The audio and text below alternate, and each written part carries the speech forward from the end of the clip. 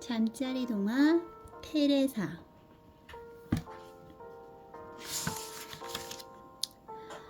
어머니는 날마다 어디를 가시는 걸까? 아그네스는 몹시 궁금했어요. 어머니는 날마다 커다란 바구니에 빵을 가득 담아서 나가셨거든요. 어느 날 어머니가 아그네스에게 말했어요. 아그네스, 나와 함께 가지 않을래?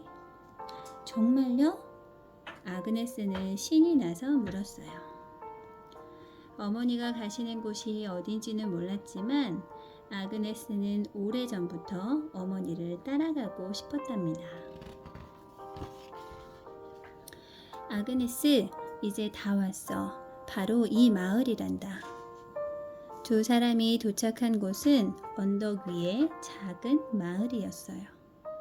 이 마을은 가난하고 병든 사람들이 모여 사는 곳이었어요. 아그네스가 들고 온 빵을 보자 아이들이 달려왔습니다. 어머니는 아이들을 따뜻하게 안아주셨어요. 그리고 빵을 골고루 나누어 주었답니다. 아그네스는 그제야 어머니의 마음을 알 수 있었어요. 아그네스는 어머니가 시키는 대로 열심히 일을 했어요. 집집마다 들러서 아이들을 씻기고 빨래를 하고 청소를 했답니다. 아그네스의 이마에 굵은 땀방울이 송글송글 맺혔어요. 그러나 아그네스의 마음은 솜 이불을 깔아놓은 듯 포근했어요. 아그네스는 어머니와 함께 날마다 어려운 이웃을 찾아다녔어요. 병들고 가난한 사람들과 항상 함께할 수 있다면 아그네스의 가슴 속에는 이웃을 위한 사랑이 싹트고 있었어요. 마침내 아그네스는 수녀가 되어야겠다고 생각했답니다. 어머니, 수녀가 되어 항상 어려운 이웃들 곁에 있고 싶어요. 어머니는 아그네스의 말을 듣고 한참 동안 멍하니 서 있었어요. 아그네스. 어머니는 아그네스를 와라 껴안고 뜨거운 눈물을 흘렸습니다.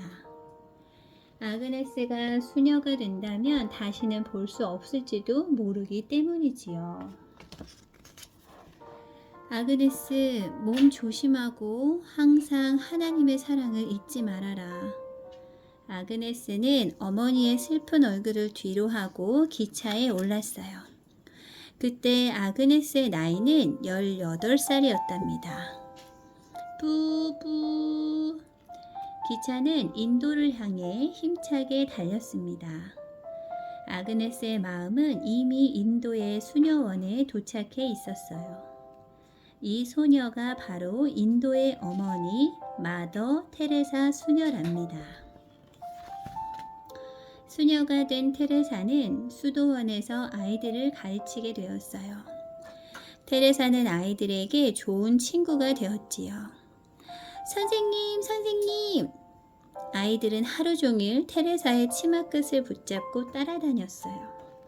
테레사는 아이들에게 지리와 역사, 가톨릭 교리를 가르쳤어요.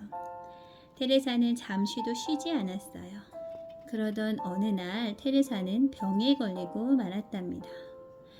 테레사 수녀님, 조용한 곳에 가셔서 좀 쉬었다 오세요. 많은 수녀님들이 걱정스러운 얼굴로 말했어요. 할 일이 이렇게 많은데. 테레사는 무거운 발걸음으로 수도원을 나섰어요.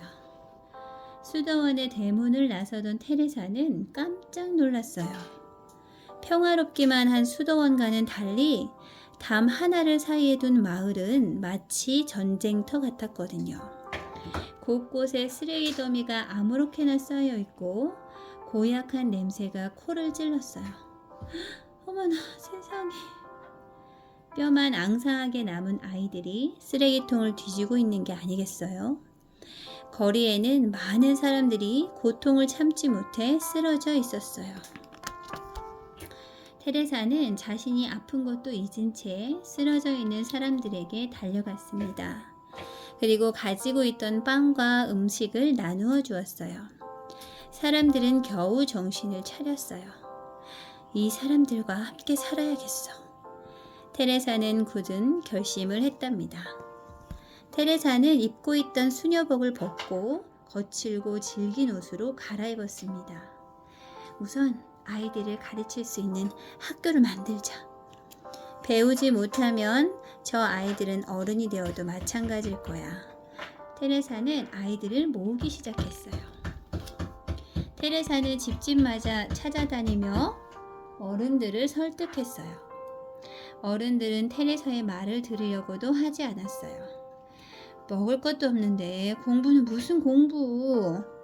하지만 테레사는 포기하지 않았지요. 땅바닥에 글씨를 써가며 아이들을 가르쳤어요. 소식을 듣고 수도원의 제자들이 찾아왔어요. 선생님, 저희가 돕겠습니다. 제자들의 도움으로 뚝딱뚝딱 학교가 세워졌어요. 모른 채 하던 마을 사람들도 힘을 모았습니다. 쓰레기로 넘쳐나던 거리도 깨끗해졌어요.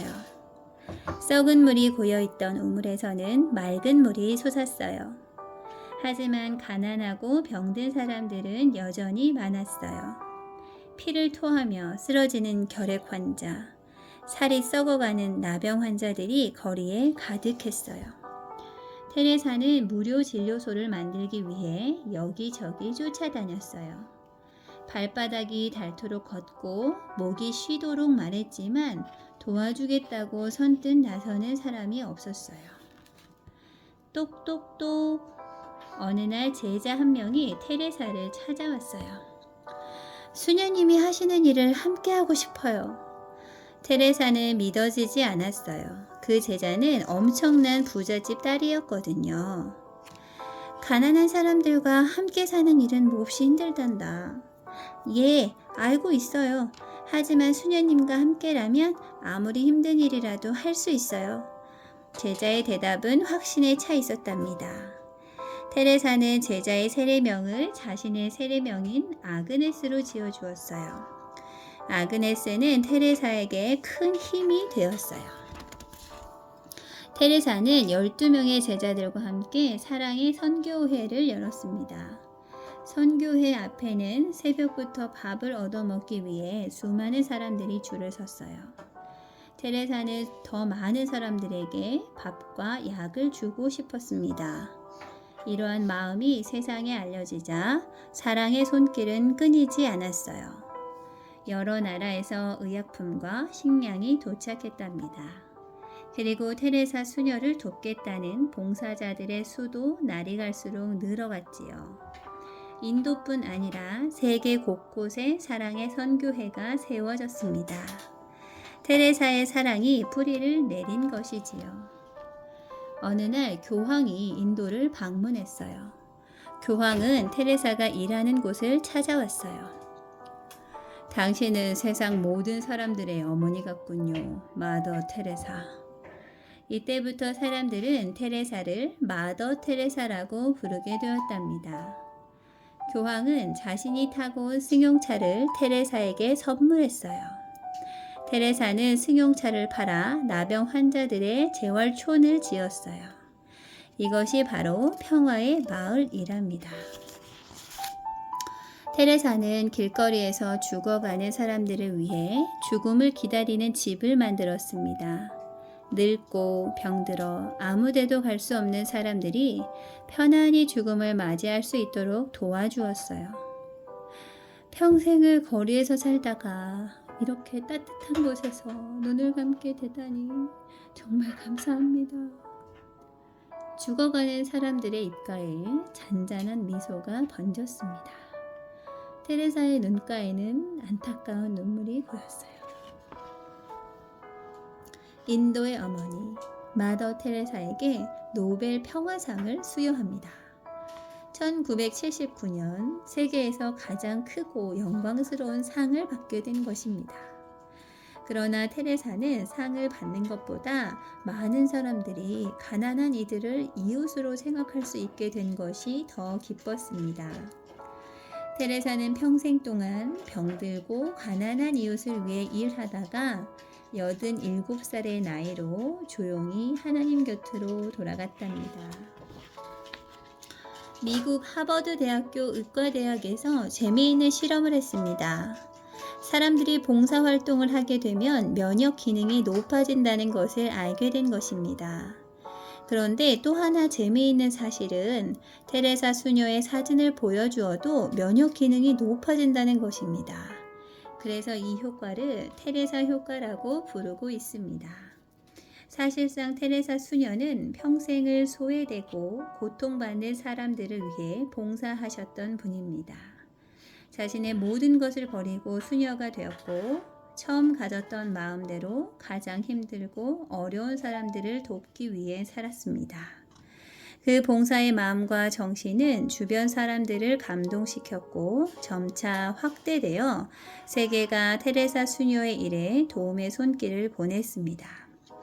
무엇보다 테레사 수녀가 활동하는 곳에서 봉사를 경험한 사람들은 돈으로 살 수 없는 행복한 마음을 얻어갔습니다.